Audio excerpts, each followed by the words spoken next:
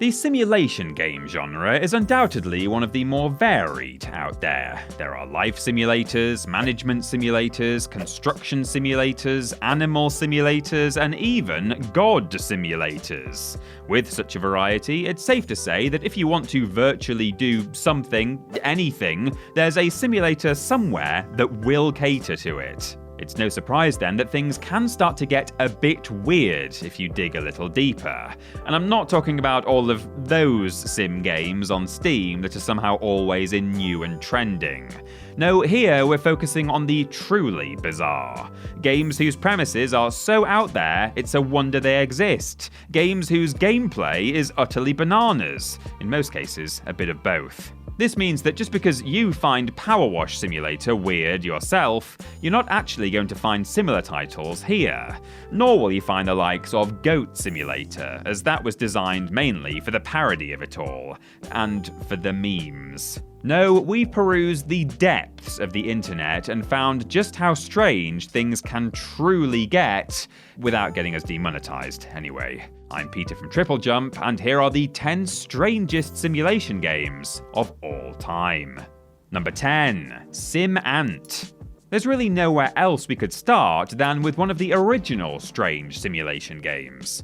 First released in 1991, Sim Ant asks the question, what if instead of human, we could be ants? Sure, this doesn't sound like the most exciting prospect, but hey, at least I wouldn't have to worry about this cost of living crisis. That's dated the video. Players were put in charge of a colony of black ants, although they controlled only one ant at a time.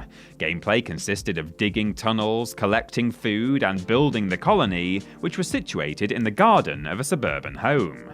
Ultimately, the goal was to fully take over the garden and eliminate both the rival ant colonies and the humans from the area, turning it into a true utopia. An antopia, if you will. The journey to get there was still full of dangers, though. There were some truly horrible spiders that could kill the ants, and every once in a while, the owners of the home would mow the lawn, posing a significant threat to the insects. Sim Ant was only the third Sim series game ever released, and it's a surprise that the idea was used so early on. Eventually, other Sim games dealing with animals emerged, such as Sim Safari and Sim Park, but it seems that sometimes it really is best to start small. Number 9. Viscera Cleanup Detail. I'm already breaking my own rules slightly here, as 2015's Viscera Cleanup Detail is by far more mainstream than any other entry in this list, in that it's quite similar to games like House Flipper. The key difference here, though, is that there's a lot more blood. I certainly hope it's blood anyway, there's no telling what that stain used to be. The central premise is that players are space station janitors who've been tasked with coming in and cleaning up after a particularly messy alien invasion.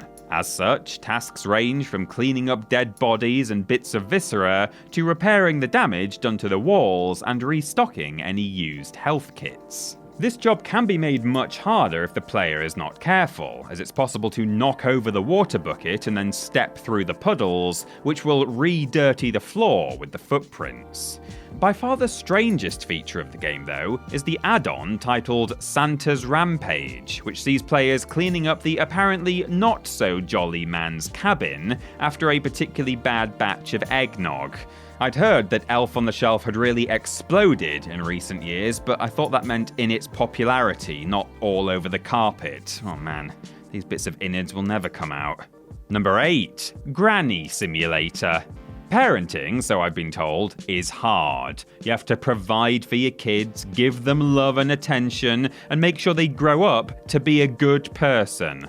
And above all else, you have to ensure that they have no access to things like knives, hammers, or grenades. However, clearly no one told the grandparents in Granny Simulator this. With that name, you're probably thinking of a game that allows you to bake cookies, knit jumpers, and play bingo. But that couldn't be further from the truth, as this multiplayer title puts one player in charge of a grandparent just trying to go about their day, and the other in charge of the world's most murderous baby. It is quite a lot like Who's Your Daddy, but if the child was more into javelin throwing than drinking cleaning liquids. Anything the kid can pick up can be used as a projectile, whereas the main main means of defense for the poor grandmother is her ability to kick, which, to be fair, would probably work even against a full-sized human. Look at her go! This bizarre scenario is still in early access at the time of writing and has been around for 3 years, so it's unlikely to go to any weirder places anytime soon. And that's probably for the best, because this baby could really do with a timeout. Number 7. Oh Sir, the Insult Simulator. Insulting people really isn't the type of thing I tend to get up to in my spare time. And by that, I don't mean I do it all the time when I'm at work. You know, it makes me feel bad, it makes them feel bad, and it just generally isn't a very nice thing to do in or out of the office. In games like Monkey Island or Mass Effect, though, insults can lead to some great comedy. Big stupid jellyfish, whoa, good one, Shepard. There is a game that is centered entirely around this concept, though. The 2016 roast fest that is Oh Sir, the Insult Simulator takes its cues both from classic Monty Python skits and Mad Libs, a party game that tasks players with choosing certain parts of speech and making a ridiculous story. Each round, players have to form a grammatically correct insult using the words and phrases provided, and they'll deal damage based on how well they are crafted. There is a story mode, but the real fun comes from bringing a friend into it and letting them know what you really think of them. This makes for a surreal experience, as once all of the characters are unlocked, you can end up with matchups that see the likes of Serious Sam absolutely tearing into H.P. Lovecraft, and then presumably succumbing to madness beyond human comprehension. Probably not the best choice of opponent, that one. Number 6. Toilet Tycoon. While they're vital to society, restrooms aren't really something most people dream of working with when they're children. Even as an adult, I find the prospect of cleaning my own bathroom to be one of my least favourite chores. Stick my hand down the toilet? No thanks, I'll just move house instead. That being said, Toilet Tycoon, as the name suggests, puts players in the role of a latrine entrepreneur and allows them to buy up toilets around town. Everything can be customized, from the plushness of the seat to how much it costs to use. That's not all, however. No, in order to be a true tycoon, you have to take care of the competition through any means necessary, which in this case means going into rival sanitation workers' bathrooms and ruining their setups. This can be straightforward when done with a sledgehammer, or it can take the form of ruining the toilet in a more traditional sense. I'd give it 5 minutes if I were you. It's hard to say which aspect of this porcelain empire simulation is the weirdest, but it seems like a pretty crappy way to spend your time, if you ask me. Okay, let's go straight to number 5. Number 5, Space Warlord Organ Trading Simulator. There are a significant number of space sims out there. There are also a fair few management sims, and there are even a handful that combine some elements of gameplay from both. Space Warlord Organ Trading Simulator takes a look at these concepts and goes, yes, but there aren't enough spleens here for my liking. Set in a dystopian future with a well-established organ trading market, players will be trying to cater to clients' desires and attempting to beat other sellers in order to get the highest reputation possible. This can lead to more opportunities, but there's always the possibility that someone could be scamming you. All sorts of factors have to be considered when selling an organ. Rarity, size, condition, and even blood type all matter as you try to climb the ranks of a quite slippery career ladder. It's probably all the blood. There are even some more esoteric items, like souls, on offer. That's an existential crisis just waiting to happen right there, but you know what? I'm willing to have it for the right price. However, by far the strangest thing about the game is the fact that there is Kinect compatibility. Why? Apparently just because it could be done, rather than it should be done. Talk about a non-vital organ. Number 4, Airplane Mode. 2020 sure was a hell of a year. It started with Australia being on fire, yeah, remember that? And over the course of the next few months, the world was treated to lockdowns, protests, and murder hornets. One of the many things put on hold during the incident was travel, whether it be a trip to the local shop or a long-haul flight to a foreign locale. Thankfully, airplane mode was released during this time to remind you that being stuck on an airplane, or aeroplane if you want to say it properly, for hours on end actually kind of sucks. The game allows players to pick either a 2 or 6 hour flight and simulates the entire experience from the safety announcements to having actual cartoons for you to watch. It even randomly changes up the passengers each successive flight so that the ambient noise is different every time. Perhaps one of the most exciting things you're able to do is go to the toilet, which at least means you get to leave your seat for a few glorious minutes. Why is this the second time we're talking about toilets in this list? As fun as it is to travel somewhere new and learn about another culture, lengthy flights are tedious at the best of times. Literally the worst part about traveling, let's face it. But at least airplane mode always ensures that you have a window seat so you can look out at something different. Depending on the current state of the world, it might be better than what's happening outside your own window. Number 3. Speaking Simulator.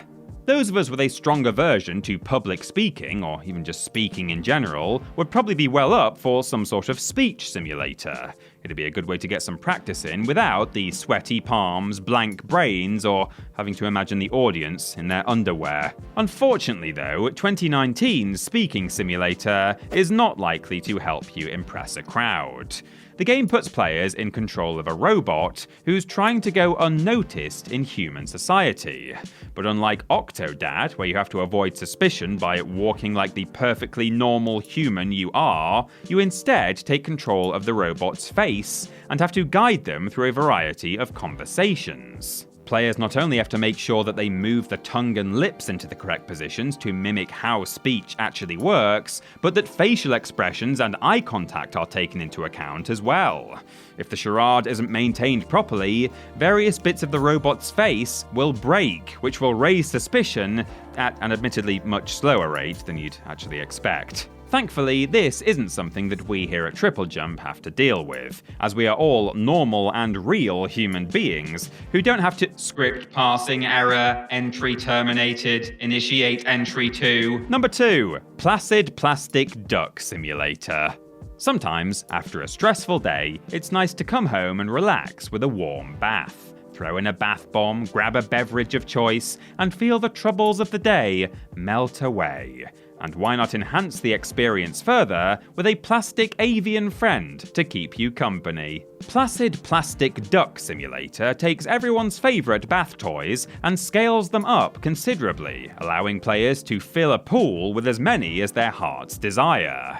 It starts with just one simple yellow duck, but the more time spent virtually longing in the sun, the more friends you can unlock.